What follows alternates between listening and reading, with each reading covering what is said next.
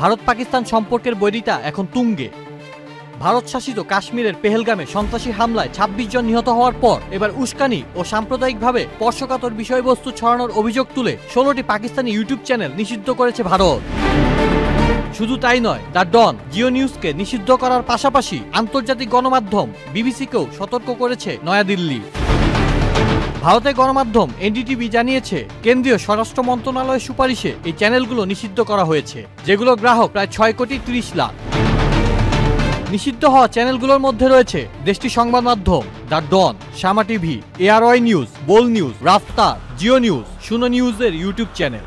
সাংবাদিক ইরশাদ ভাট্টি, আসমা সিরাজি, উমর চিমা ও মুনিব ফারুকের ইউটিউব চ্যানেলও নিষিদ্ধ করা হয়েছে। এছাড়া নিষিদ্ধ হওয়া অ্যাকাউন্টগুলোর মধ্যে রয়েছে the Pakistan reference, Samaa sports, Uzair cricket ও রাজিনামা। এছাড়া তালিকায় নাম না থাকলেও পাকিস্তানি ক্রিকেটার শোয়েব আখতারের ইউটিউব চ্যানেলও ভারতে দেখা যাচ্ছে না। সরকারি কর্মকর্তাদের দাবি, এসব প্ল্যাটফর্ম ভারতের সেনাবাহিনী ও নিরাপত্তা বাহিনী সম্পর্কে বিভ্রান্তিকর ও উস্কানিমূলক তথ্য ছড়াচ্ছিল। পেহেলগামের মর্মান্তিক ঘটনার পর ভারত পাকিস্তানের মধ্যে যখন উত্তেজনা চরমে, তখন এই সিদ্ধান্ত নেওয়া হলো। আউসাফুল ইসলাম আকিব, চ্যানেল আই। ওয়ালটন আবারও মিলিনিয়ার অফারে ওয়ালটন ফ্রিজ কিনে আপনিও হয়ে যেতে পারেন মিলিয়নিয়ার।